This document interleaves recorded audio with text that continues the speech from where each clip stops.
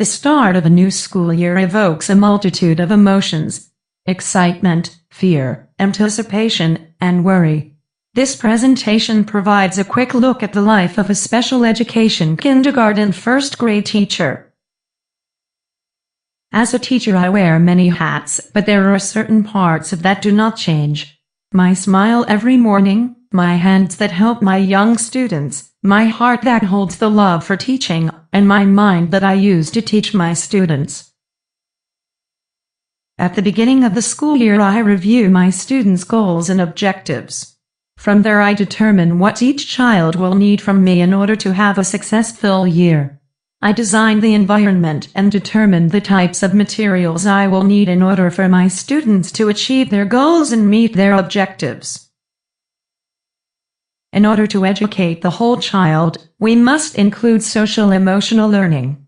SEL teaches children positive attitudes towards themselves and others, positive social behaviors and relationships, and it reduces emotional distress and disruptive behaviors in the classroom.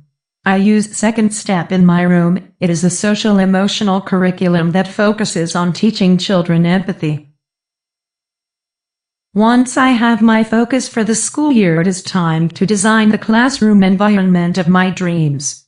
I am fortunate because I have students returning, and I have met my new students when they attended summer school.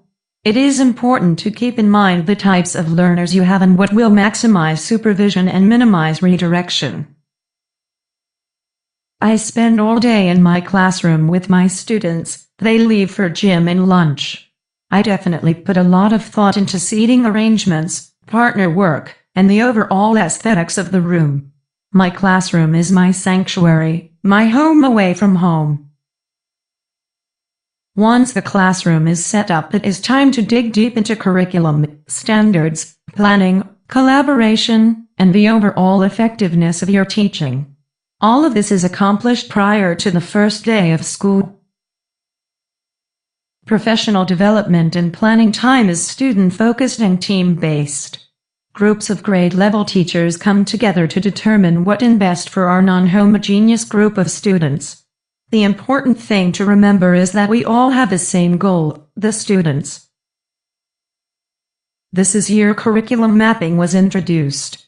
Curriculum mapping is a combination of the unit planning guides, the unit assessments, and the standards. I worked with other kindergarten teachers in the building grade to create a calendar of standards. These standards are taught on a weekly basis and reviewed as needed. For kindergarten and first grade, 2 to 3 standards are covered a week. Because I am a special education teacher, I have to take those standards and that map and make it work for my students. This is why differentiated instruction matters. I look at the standards and I find multiple ways to present and teach them to my students throughout the unit. I also find multiple ways for my students to engage and practice those standards. Each one of my students has an individualized educational plan. However, that does not mean they all learn the same. I have to take into consideration all of their strengths and weaknesses involving the curriculum. Prior to planning, it is important to determine the type of learners that are in the classroom. This year, a quarter of my class requires some type of fidget to remain focused. I provide quick brain breaks throughout the day so that recess and gym are not their only opportunities for movement. When planning, I like to focus on the big picture rather than the detail-focused picture. I present the topic and assess my students' background knowledge on the subject matter using a KWL chart. From there, I begin to plan. If their knowledge is limited, I will spend more time on a concept. I leverage my students' strengths as opposed to focusing on their deficits. I teach to the whole child, incorporating SEL into my lessons, and I place value on engagement and not compliance. In order to get my students more involved in their learning, I like to provide them with the tools for a positive mindset. We can accomplish many things when we try. I incorporate Lara Bell's 12 powerful words into my daily lessons. For example, if the word I chose is predict, I will incorporate that word into all of our lessons. Bloom's taxonomy is another tool designed to help us teachers plan and write effective objectives for student learning.